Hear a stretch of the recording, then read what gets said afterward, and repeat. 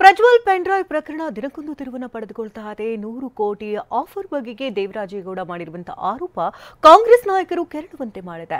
ತಮ್ಮ ವಿರುದ್ಧದ ನೇರ ಆರೋಪಕ್ಕೆ ಡಿಕೆ ಮಾತಿನಲ್ಲೇ ಬೆಂಕಿ ಉಗುಳಿದ್ದಾರೆ.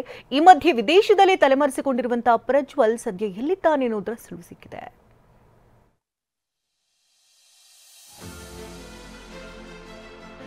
ಕಾರ್ತಿಕ್ನಿಂದ ಸಂಪೂರ್ಣ ಮಾಹಿತಿಯನ್ನು ಪಡ್ಕೊಂಡಿರೋದು. ಕಾರ್ತಿಕ್ ಪೆಂಡಲ್ ತರಿಸ್ಕೊಂಡು ಪೆಂಡಲ್ ರೆಡಿ ಮಾಡಿದೆ ಡಿಕೆ ಶಿವಕುಮಾರ್. ನನಗೆ ಸುಮಾರು 100 ಕೋಟಿ ರೂಪಾಯಿ ಆಫರ್ ಕೊಟ್ಟರು. 5 ಕೋಟಿ ರೂಪಾಯಿ ಅಡ್ವಾನ್ಸ್ ಅನ್ನ ದುಡ್ಡನ್ನ ಬೋರಿಂಗ್ ಕ್ಲಬ್ಗೆ ರೂಮ್ ನಂಬರ್ 100 ಹಾಕಿ ಕಳಿಸಿದ್ರು. ಪ್ರಜ್ವಲ್ ರೇವಣ್ಣ ಅಶ್ಲೀಲ ಪೆನ್ಡ್ರೈವ್ ಪ್ರಕರಣದಲ್ಲಿ ದೇವರಾಜೇಗೌಡ ಎಂಟ್ರಿ ಕೊಟ್ಟಾಗಿನಿಂದ ಮತ್ತೆ ಡಿಕೆ ಹೆಸರು ಕೇಳಿ ಬರ್ತಿದೆ. ಆದರೆ ದೇವರಾಜೇಗೌಡ ಸಿಡಿಸಿರೋ ಹೊಸ ಬಾಂಬ್ ಸಹ ಡಿಕೆ ಬಳಿಗೆ ಬಂದು ಬಿದ್ದಿದೆ. ಇದು ಕೈಪಡೆಯನ್ನ ಕೆರಳಿಸಿದೆ. ಡಿಸಿಎಂ ಡಿಕೆಯಿಂದ ಹಿಡಿದು ಸಚಿವರೆಲ್ಲ ದೇವರಾಜೇಗೌಡ ಆರೋಪಕ್ಕೆ ತಿರುಗೇಟು ಕೊಟ್ಟಿದ್ದಾರೆ. ಅದಕ್ಕೂ ಮುನ್ನ ದೇವರಾಜೇಗೌಡ ಮಾಡಿರೋ ಆರೋಪವೇನು ಅನ್ನೋದನ್ನ ತೋರಿಸ್ತೀವಿ ನೋಡಿ.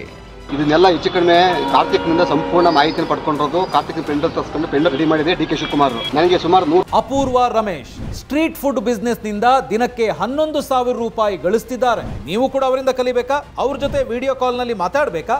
ಈಗಲೇ ಫ್ರೀಡಮ್ ಆಪ್ ಡೌನ್ಲೋಡ್ ಮಾಡಿ. ಕೋಟಿ ರೂಪಾಯಿ ಆಫರ್ ಕೊಟ್ಟರು. 5 ಕೋಟಿ ರೂಪಾಯಿ ಅಡ್ವಾನ್ಸ್ ಅನ್ನ ದುಡ್ಡನ್ನ ಬೋರಿಂಗ್ ಕ್ಲಬ್ಗೆ ರೂಮ್ ನಂಬರ್ 100 ಹಾಕಿ ಕಳಿಸಿದ್ರು. ದೇವರಾಜೇಗೌಡ ತಲೆಕೆಟ್ಟವನು ಆಸ್ಪತ್ರೆಗೆ ಸೇರಿಸಬೇಕು. 100 ಕೋಟಿ ಆಫರ್ ಆರೋಪದ ವಿರುದ್ಧ ಡಿಕೆ ಗುಡುಗು. ದೇವರಾಜೇಗೌಡ ಮಾಡಿರೋ ಆರೋಪ ಡಿಸಿಎಂ ಡಿಕೆ ಶಿವಕುಮಾರ್ ಕಣ್ಣು ಕೆಂಪಾಗಿಸಿದೆ. ನಿನ್ನೆ ಬೆಂಗಳೂರಿನಲ್ಲಿ ಸುದ್ದಿಗೋಷ್ಠಿ ನಡೆಸಿದ ಡಿಕೆ ದೇವರಾಜೇಗೌಡ ತಲೆಕೆಟ್ಟವನು ಆಸ್ಪತ್ರೆಗೆ ಸೇರಿಸಬೇಕು ಎಂದು ವಾಗ್ದಾಳಿ ನಡೆಸಿದ್ದಾರೆ. ಮೆಂಟಲ್ ಕೇಸು ಅವನು ಮಾತಾಡಲಿ, ಅವನು ಎಲ್ಲ ಅವನೇನು ಬೇಕಾದ್ರೂ ಮಾತಾಡ್ತಾರೆ. ತಲೆಕೆಟ್ಟವ್ರು ಹಾಸ್ಪಿಟ್ಲಿಗೆ ಸೇರಿಸ್ಬೇಕಾದ್ರೆ ನಾನು ಯಾವ ಮಾತಾಡಿಲ್ಲ ರೀ. ನಾನು ನಡೆಸ್ಬೇಕಂತ ಹೇಳ್ತೀನಿ. ನಾನೊಬ್ಬ ಡೆಪ್ಟಿ CM. ನನ್ನ ಹತ್ರ 100 ಜನ ಅಪ್ರೋಚ್ ಮಾಡ್ತಾರೆ.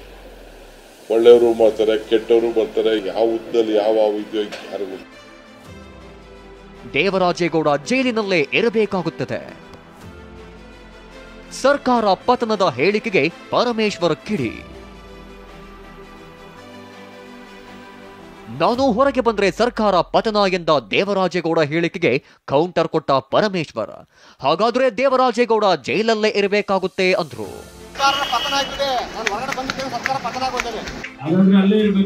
ದೇವರಾಜೇಗೌಡ ಮಾಡಿರೋ ಆರೋಪದಲ್ಲಿ ಸಚಿವ ಪ್ರಿಯಾಂಕ್ ಖರ್ಗೆ ಹೆಸರಿನ ಪ್ರಸ್ತಾಪವೂ ಇತ್ತು. ಈ ಬಗ್ಗೆ ಕಿಡಿಕಾರಿರುವ ಪ್ರಿಯಾಂಕ್ ಖರ್ಗೆ ವಿಷಯಾಂತರ ಮಾಡಲು ಗೋಬೆ ಕೂರಿಸುತ್ತಿದ್ದಾರೆ ಎಂದಿದ್ದಾರೆ.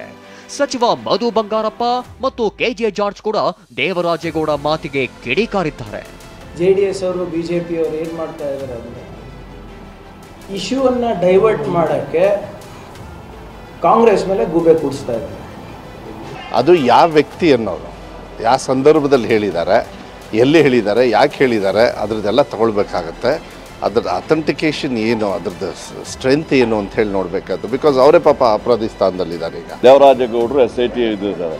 ಅವರು ಏನೇ ಆರೋಪ ಮಾಡಿದ್ರು ಇತ್ತು ಸಾಕ್ಷಿದೊಟ್ಟಿಗೆ ಅವರು SITಗೆ ವಿಚಾರಗಳನ್ನು ಹೇಳಿ SIT ಇರೋದು ವಿಚಾರದಲ್ಲಿ ಆಕ್ಷನ್ ತಗೊಂಡು. ಪ್ರಜ್ವಲ್ ಪೆನ್ಡ್ರೈವ್ ವಿಚಾರವಾಗಿ ಮಾಜಿ ಪ್ರಧಾನಿ ದೇವೇಗೌಡ ಕ್ರಮ ಕೈಗೊಳ್ಳಲು ಯಾವ ತಕರಾರು ಇಲ್ಲ ಎಂದಿದ್ದಾರೆ.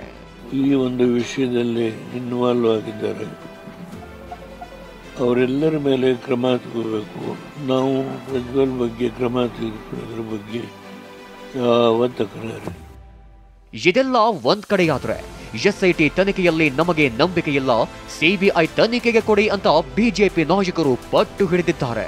ರಾಜ್ಯ ಸರ್ಕಾರ ನಿಜವಾಗ್ಲೂ ಕೂಡ ಇದ್ರ ಬಗ್ಗೆ ಗಂಭೀರತೆ ಇದ್ರೆ ತತ್ಕ್ಷಣ ಈ ಒಂದು ಪ್ರಕರಣಕ್ಕೆ ಇತ್ಯರ್ಥ ಹಾಡಬೇಕು, ಒಂದು ಸ್ಪಷ್ಟ ಸಂದೇಶನ ಕೊಡಬೇಕು ಅಂತ ಹೇಳಿದ್ರೆ ತತ್ಕ್ಷಣ ಇದನ್ನ ಈ ವಿಚಾರವನ್ನ CBI ತನಿಖೆ ಕೊಡಬೇಕು. ಅದಕ್ಕಾಗಿ ನಮ್ಮ ಆಗ್ರಹ ಇದೆ, ಒಂದು CBIಗೆ ಹ್ಯಾಂಡ್ ಓವರ್ ಮಾಡಿ. CBIಯಲ್ಲಿ ನಿಮಗಿಲ್ಲ ಅಂತ ಹೇಳಿದರೆ ಎಲ್ಲರೂ ಇವತ್ತು ಒಪ್ಪಿಕೊಳ್ಳಬಲ್ಲಂತಹ ಒಂದು ನ್ಯಾಯಾಂಗ ಇಲಾಖೆಯ ಒಬ್ಬ ಸಿಟ್ಟಿಂಗ್ ಜಡ್ಜ್, ರಿಟೈರ್ಡ್ ಜಡ್ಜ್ ಅಲ್ಲ, ಒಬ್ಬ ಸಿಟ್ಟಿಂಗ್ ಜಡ್ಜಿಂದ ಇದನ್ನು ತನಿಖೆ ಮಾಡಿಸಬೇಕು ಅಂತ ಹೇಳುವಂಥ ಆಗ್ರಹ ನಮ್ಮಲ್ಲಿದೆ. ಒಟ್ನಲ್ಲಿ ಪ್ರಜ್ವಲ್ ಪೆನ್ಡ್ರೈವ್ ಪ್ರಕರಣ ದಿನೇ ತಾರಕಕ್ಕೇಳುತ್ತಿದೆ.